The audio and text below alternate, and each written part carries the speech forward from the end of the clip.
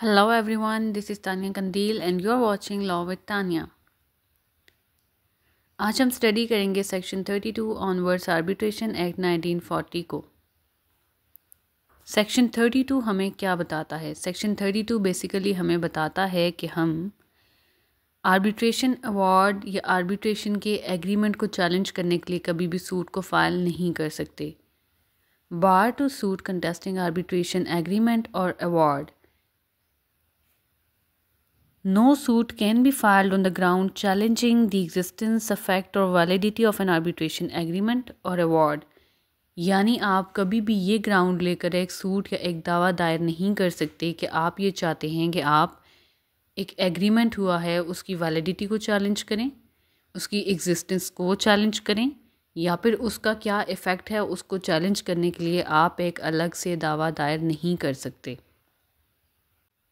Further इसी section में हमें बताया गया है कि जब भी आप किसी भी आर्बिट्रेशन एग्रीमेंट के एग्जिस्टेंस को, उसकी वैलिडिटी को या फिर उसके इफ़ेक्ट को चैलेंज करना चाहेंगे तो सूट फाइल करना रेमेडी नहीं है, जबकि आपके पास जो ओनली रेमेडी है वो ये है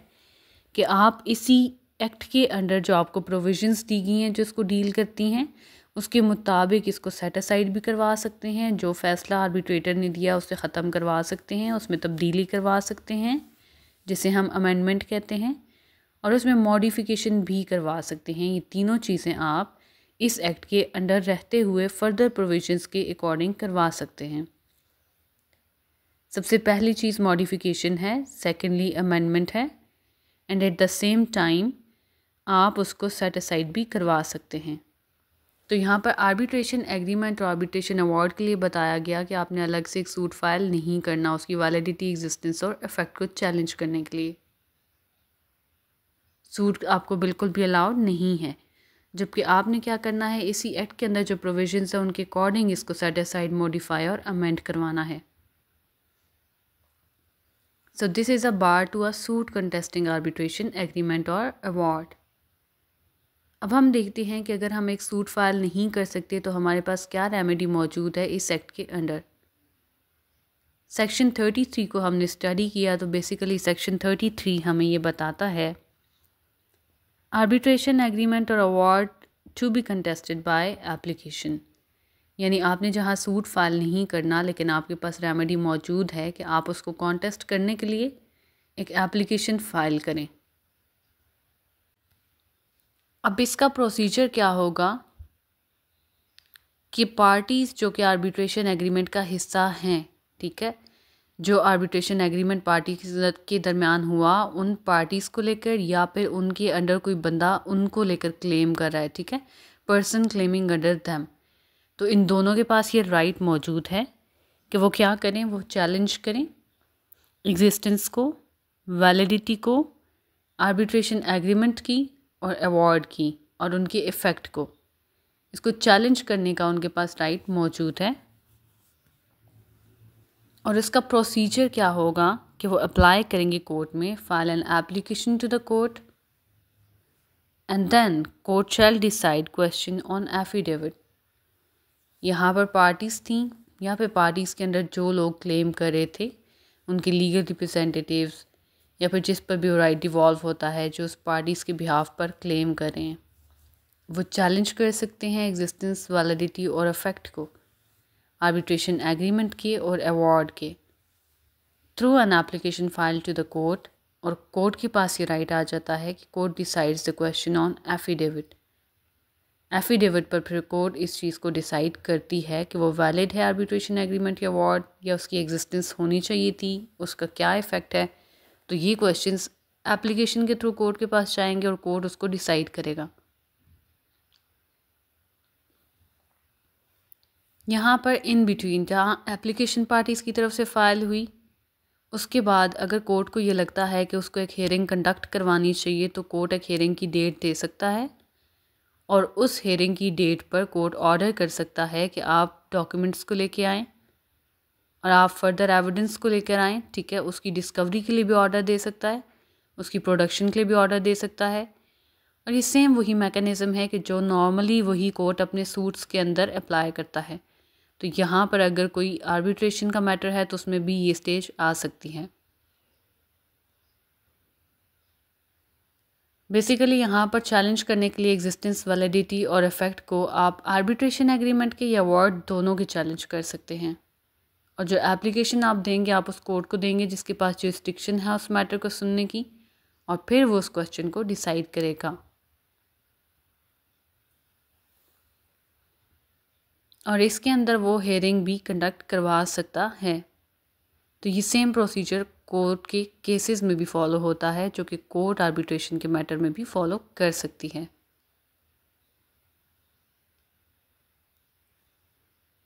नेक्स्ट हम देखते हैं कि सेक्शन 34 के नीचे लीगल प्रोसीडिंग के स्टे का पावर किसके पास मौजूद है और ये किन सिचुएशन के अंदर लीगल प्रोसीडिंग्स को स्टे किया जाएगा। Section 34 says power to stay legal proceedings where there is an arbitration agreement.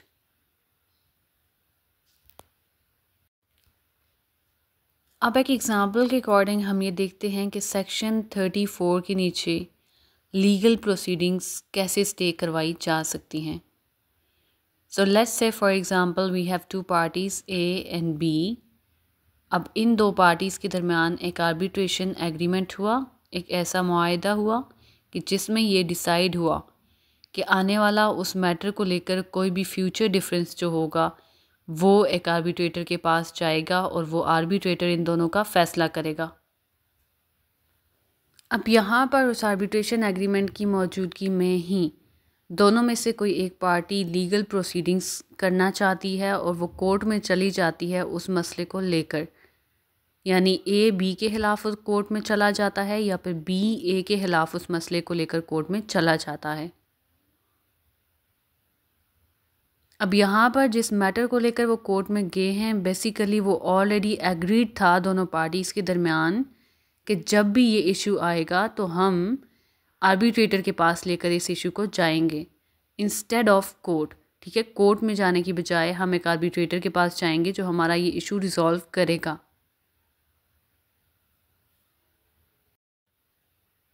अब एक पार्टी कोर्ट के अंदर चली गई और दूसरी पार्टी ने कोर्ट में एक एप्लीकेशन फ़ाइल कर दी for the stay of legal proceedings, यानी उसने कोर्ट से ये रिक्वेस्ट किया कि आप ये जो प्रोसीडिंग्स यहाँ पर इनिशिएट हुई हैं इनको यहीं पर स्टॉप कर दें, यानी जो ये केस आपके पास लाया गया है इसको यहाँ पर रोक दिया जाए। अब इसी सेक्शन में फर्दर ये बताया गया है कि ये जो मैटर स्टे करने के लिए एप्लीकेशन होगी ये आपने कब देनी है। सो बेसिकली जब एक पार्टी जो है वो कोर्ट के पास जाती है और दूसरी पार्टी ने एप्लीकेशन देनी है तो वो अपनी तरफ से रिटन स्टेटमेंट देने से पहले पहले ये एप्लीकेशन कोर्ट के सामने रखेगा, या फिर as an opposition as a respondent वो कोई भी स्टेप लेने से पहले पहले कोर्ट के सामने ये एप्लीकेशन रखेगा। अब कोर्ट के पास जब ये एप्लीकेशन जाएगी तो कोर्ट अपने पास चलाएगी लीगल प्रोसीडिंग्स को वहीं पर रोकने की कैपेसिटी रखता है और कोर्ट वहाँ पर उनको रोक सकता है, यानी वो stay of legal proceeding grant कर सकता है। यहाँ पर मेक अ वर्ड यूज़ हुआ है। बेसिकली कोर्ट यहाँ पर ये चीज़ देखेगा कि there is no reason to not to refer matter to arbitrator, यानी ऐसा कोई वजूहात मौजूद नहीं होनी चाहिए कि जिन्हें देखकर ये लगे कोर्ट को कि ये मैटर आर्बिट्रेटर के पास नहीं जाना चाहिए, यानी in the absence of such reasons court उन मैटर्स को, उन प्रोसीडिंग्स को जो उसके पास लाई गई थी स्टे कर सकता है। एंड सेकेंडली कोर्ट ये देखेगा कि जो पार्टी है वो इस कैपेसिटी में है कि वो विलिंग भी है और वो कर भी सकती है, जितने भी आर्बिट्रेशन के दौरान जो भी रिक्वायरमेंट्स हैं उनको फुलफ़िल कर सकती है, तो कोर्ट अपने पास लाएगी लीगल प्रोसीडिंग्स को स्टे कर देगा। बेसिकली यहाँ लीगल प्रोसीडिंग्स को स्टे करने की पावर की बात की गई है कि वो कोर्ट के पास मौजूद हैं जब दो पार्टीज़ जो आर्बिट्रेशन एग्रीमेंट का हिस्सा हों और वो एक दूसरे के अगेंस्ट कोई भी प्रोसीडिंग लेकर कोर्ट में चली जाएं, तो यहाँ पर जो भी मैटर लेके जाया जाएगा वो बेसिकली आर्बिट्रेशन एग्रीमेंट में ऑलरेडी लिखा था कि ये कोर्ट के पास नहीं जाएगा, ये आर्बिट्रेटर के पास जाएगा जब भी ये इशू हमारे दरमियान आएगा। जब ए या बी ने कोर्ट के अंदर फ़ाइल किया एप्लीकेशन के थ्रू उस मैटर को और कोर्ट को कहा कि इस मैटर को सुने, तो कोर्ट इससे पहले कि अपोजिट पार्टी उसको रिटन स्टेटमेंट जमा करा दे या फिर कोई स्टेप ऐसा ले दे जिसकी वजह से कोर्ट की प्रोसीडिंग्स फर्दर मूव कर जाएं, उससे पहले कोर्ट स्टे कर देगा इन प्रोसीडिंग्स को और यहाँ पर ये देखेगा कि पार्टी जो है वो पहले भी विलिंग या रेडी थी तमाम एक्शंस लेने के लिए जो कि ज़रूरी हैं आर्बिट्रेशन को चलाने के लिए। तो ऐसी सिचुएशन के अंदर कोर्ट के पास ये पावर है कि वो लीगल प्रोसीडिंग्स को स्टे कर दे और मैटर को आर्बिट्रेटर की तरफ वापस भेज दे। सेक्शन 35 के अंदर हम ये देखते हैं कि अगर कोई लीगल प्रोसीडिंग स्टार्ट हो जाती हैं तो what is the effect of legal proceeding on arbitration, यानी ऐसी प्रोसीडिंग जो कि आर्बिट्रेशन के अंदर जो मैटर था वो कोर्ट के सामने चला जाए और उसमें कोर्ट में एक केस स्टार्ट हो जाए। अब उस केस का क्या असर होगा हमारी उस आर्बिट्रेशन पर, उस सालसी की कार्रवाई पर। बेसिकली कोई भी अवार्ड या कोई भी आर्बिट्रेशन जो है वो इनवैलिड सिर्फ इसलिए नहीं हो जाती कि उसके अगेंस्ट लीगल प्रोसीडिंग स्टार्ट हो चुकी हैं, बट जब सिचुएशन ऐसी हो कि लीगल प्रोसीडिंग स्टार्ट हो जाएं, एक पार्टी जो है वो उस मैटर को लेकर कोर्ट में चली जाए, तो ऐसी सिचुएशन में अगर वो तमाम का तमाम मैटर जो है वो कोर्ट के पास चला जाता है और उसमें तमाम पार्टीज़ इन्वॉल्व होती हैं जो कि आर्बिट्रेशन एग्रीमेंट का हिस्सा थीं, तो ऐसी सिचुएशन में नोटिस आर्बिट्रेटर या एम्पायर को भेज दिए जाते हैं। नोटिस गिवन टू आर्बिट्रेटर और एम्पायर। और अब इसके बाद जितनी भी प्रोसीडिंग होगी उस मैटर में आर्बिट्रेटर के सामने वो इनवैलिड हो जाएगी। ऑल फर्दर प्रोसीडिंग्स इन पेंडिंग बिकम्स इनवैलिड, यानी आर्बिट्रेटर के सामने अब ये मैटर नहीं चलेगा। ऐसी सिचुएशन में जहाँ पूरे का पूरा मैटर गया और तमाम पार्टीज़ भी इन्वॉल्व हैं और वो कोर्ट के सामने चला गया है, तो अब आर्बिट्रेटर इसके ऊपर अपनी रूलिंग नहीं देगा, वो उसको फर्दर प्रोसीड नहीं करेगा। सिर्फ एक एक्सेप्शन है कि आर्बिट्रेटर फिर भी कंटिन्यू कर सकता है अपनी प्रोसीडिंग को, और वो ये है कि जब सेक्शन 34 के नीचे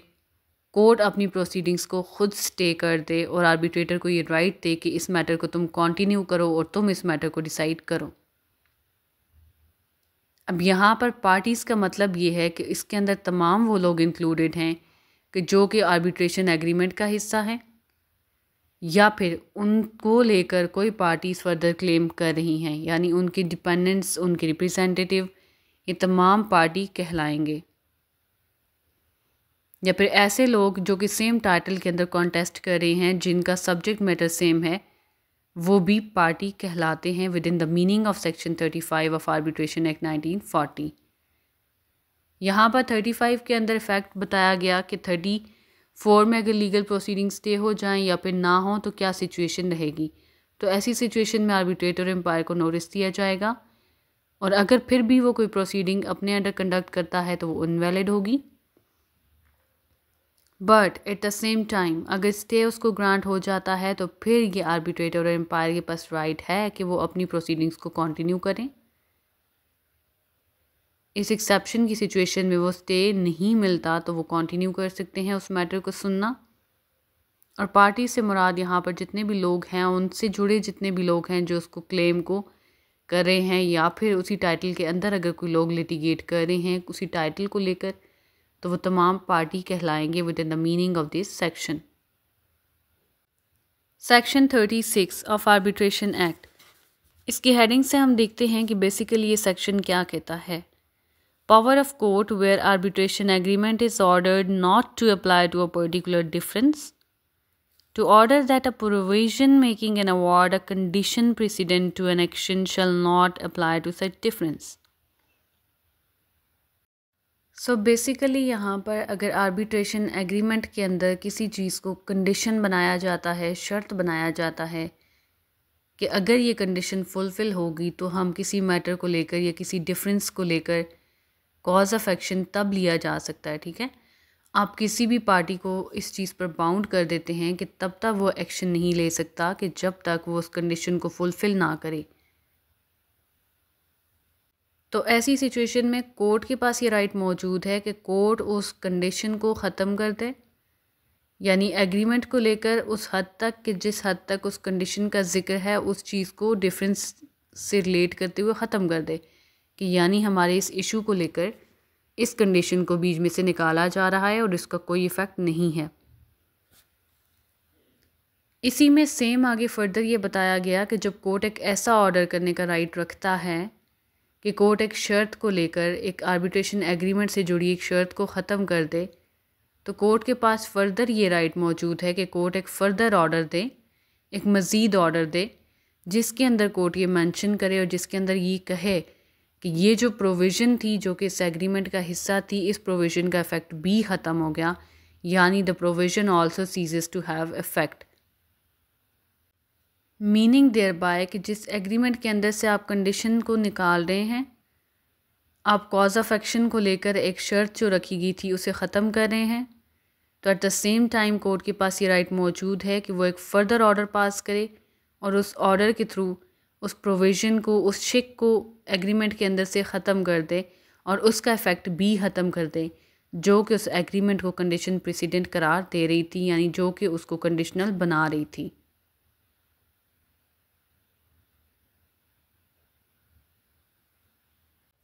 अगर एक एग्रीमेंट के अंदर ये चीज़ डिसाइड होती है कि जो डिसीजन आएगा, जो अवार्ड होगा, उसकी इम्प्लीमेंटेशन भी तब होगी कि जब एक कंडीशन लगाई जाएगी किसी पार्टी के लिए कि वो ये फुलफ़िल करेगी, तो तब उसके हिस्से में या उसके हक़ में उस फ़ैसले पर अमल दरामद किया जाएगा। तो कोर्ट के पास ये राइट मौजूद है कि कोर्ट उस प्रोविज़न को, उस कंडीशन को, दोनों को वहाँ से सीज़ कर दे, यानी उनका इफ़ेक्ट बिल्कुल ख़त्म कर दे। तो आप किसी भी एक्शन को लेकर जो कंडीशन है उसको इस तरह से अपने एग्रीमेंट के हिस्सा निकाल सकते हैं, यानी उसमें से रिमूव करवा सकते हैं।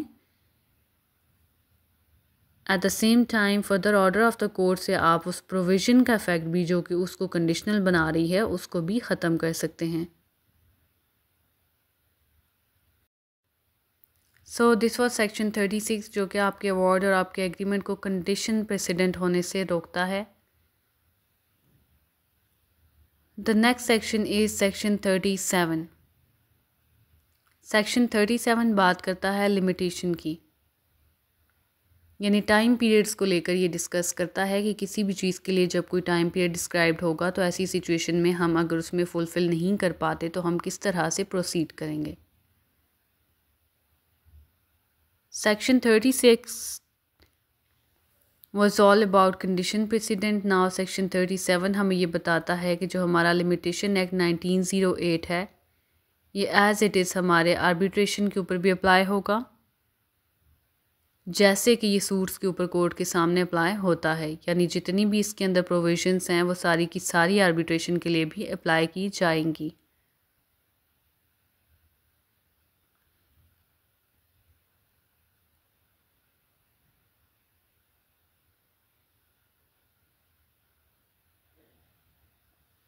सेक्शन की सेकंड क्लॉज हमें बताती है कि अगर आर्बिट्रेशन एग्रीमेंट के अंदर ऑलरेडी कोई टाइम पीरियड दिया गया था कि जब भी कोई मैटर होगा या कोई डिफरेंस होगा तो इस टाइम के अंदर अंदर let's say for example 1 week का टाइम दिया जाता है कि जब भी दो पार्टीज़ एग्री नहीं करेंगी तो वो विद इन 1 वीक इस मैटर को लेकर कोर्ट के पास चली जाएंगी या फिर आर्बिट्रेटर के पास चली जाएंगी।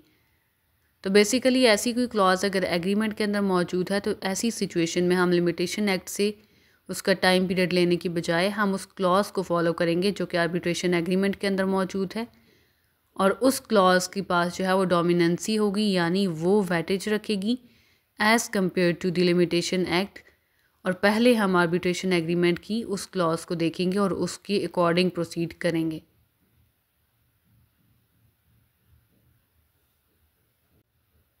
अब क्लॉज 3 को हम ये देखते हैं कि कमेंसमेंट ऑफ आर्बिट्रेशन कब होती है। बेसिकली कब हम ये कहते हैं कि एक आर्बिट्रेशन स्टार्ट हो चुकी है, यानी कहाँ से ये चीज़ प्रूव होगी कि आर्बिट्रेशन कमेंस हो चुकी है। जब एक पार्टी दूसरी पार्टी को नोटिस देगी कि वो ये करे कि वो अपॉइंटमेंट कर दे आर्बिट्रेटर की, यानी one party gives notice to the other party requiring the appointment of arbitrator. जब ऐसा कोई नोटिस दिया जाएगा एक पार्टी की तरफ से दूसरी पार्टी को तो इससे ये जाहिर होगा कि आर्बिट्रेशन यहाँ से स्टार्ट हो गई। सेकेंडली, अगर आर्बिट्रेशन एग्रीमेंट के अंदर ऑलरेडी ऐसे बंदे का नाम लिखा गया था या डेजिग्नेशन मेंशन था कि हम डिफरेंस की सूरत में इस बंदे को आर्बिट्रेटर बनाएंगे, तो ऐसी सिचुएशन में अगर एक पार्टी दूसरी पार्टी को नोटिस देती है और उस नोटिस में ये लिखती है कि फ़लाँ डेजिग्नेटेड बंदे को या फिर किसी भी नेम्ड पर्सन को आर्बिट्रेटर मुकर्रर किया जाए, तो यहाँ से इन दोनों सूरतों में ये ज़ाहिर होता है कि यहाँ से आर्बिट्रेशन स्टार्ट हो चुकी है। सो नाउ लेट्स सी कि लिमिटेशन के अंदर हमने देखा कि लिमिटेशन एक्ट 1908 प्रॉपरली अप्लाई होता है आर्बिट्रेशंस पर भी। सेकेंडली, एग्रीमेंट के अंदर अगर टर्म ऑलरेडी मैंशनड है कॉज ऑफ एक्शन के लिए तो हम उसे फॉलो करेंगे, हमें लिमिटेशन एक्ट के पास जाने की ज़रूरत नहीं है।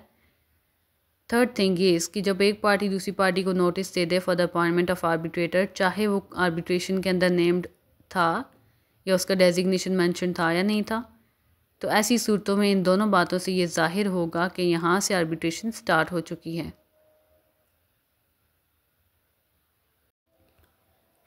क्लॉज 4 को हम देखेंगे तो क्लॉज 4 हमें ये कहती है कि अगर आर्बिट्रेशन एग्रीमेंट के अंदर ये चीज़ ऑलरेडी मेंशन्ड है कि आपने इस टाइम पीरियड के अंदर अंदर अपना आर्बिट्रेटर अपॉइंट करना है या फिर आपने आर्बिट्रेशन प्रोसीडिंग स्टार्ट करवा देनी है, जैसे कि ऊपर दो कंडीशंस हमने बताई कि आर्बिट्रेशन प्रोसीडिंग कैसे स्टार्ट होती है और कब ये कंसिडर किया जाता है कि वो स्टार्ट हो गई। सो बेसिकली अगर इन दोनों चीज़ों के लिए टाइम पीरियड ऑलरेडी दोनों पार्टीज़ ने अपने एग्रीमेंट के अंदर लिख कर डिसाइड कर रखा था और अब ये सिचुएशन है कि वो टाइम पीरियड गुजर चुका है और अपॉइंटमेंट ऑफ आर्बिट्रेटर भी नहीं हुआ एंड या फिर हम कह लें कि कमेंसमेंट भी नहीं हुई आर्बिट्रेशन प्रोसीडिंग्स की, तो ऐसी सिचुएशन में क्या होगा, बेसिकली कोर्ट में extend time for such period as it thinks proper. तो कोर्ट ऐसी सिचुएशन के अंदर अगर ये मुनासिब समझे कि उस वक्त को मज़ीद बढ़ा दिया जाए तो कोर्ट ऐसा एक ऑर्डर पास कर सकती है जिसके थ्रू वो उस वक्त को मज़ीद बढ़ा सकती है। और ऐसी सिचुएशन के अंदर कोर्ट को जितना मुनासिब लगेगा वो एक्सपायर हुआ हुआ टाइम कोर्ट फर्दर इंक्रीज़ कर सकती है और जितना ज़्यादा वो इंक्रीज़ करना चाहे उतना ही वो अपने ऑर्डर के थ्रू इंक्रीज़ कर सकती है और वो पार्टी को दोबारा से वक्त दे सकती है कि आप आर्बिट्रेटर को अपॉइंट कर लें या फिर अपनी आर्बिट्रेशन प्रोसीडिंग आप मज़ीद इतने वक्त के अंदर अंदर स्टार्ट करवा दें। क्लॉज 5 हमें ये बताती है कि जहाँ पर कोर्ट ये ऑर्डर कर दे कि उसने किसी भी आर्बिट्रेशन एग्रीमेंट को ख़त्म कर दिया है और ऐसी सूरत में कि जब आर्बिट्रेशन प्रोसीडिंग स्टार्ट हो चुकी थी,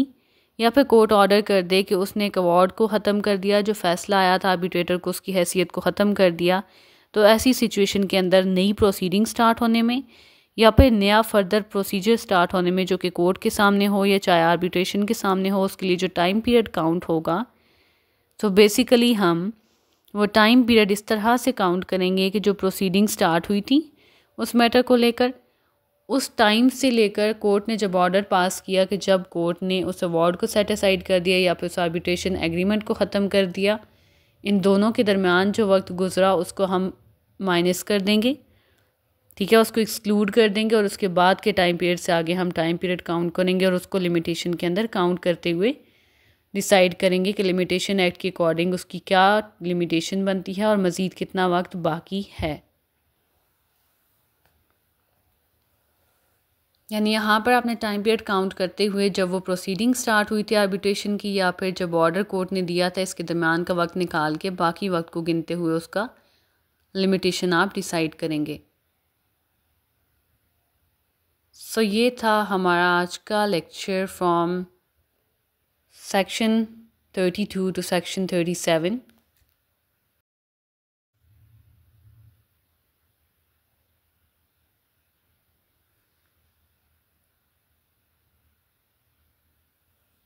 सो बेसिकली अगर टाइम एक्सपायर हो जाता है इस सेक्शन में हमने देखा तो उस टाइम को फर्दर कोर्ट एक्सटेंड करेगी, उसमें ऐड अप करेगी और ऑर्डर पास करेगी अगर सेट असाइड का या फिर सीज़ कर देगी इफेक्ट आर्बिट्रेशन एग्रीमेंट का। तो ऐसी सिचुएशन में हम ये टाइम पीरियड एक्सक्लूड करते हुए बाकी टाइम पीरियड को देखेंगे और वो लिमिटेशन के अंदर काउंट होगा। So for further video stay tuned and keep watching. अल्लाह हाफिज़।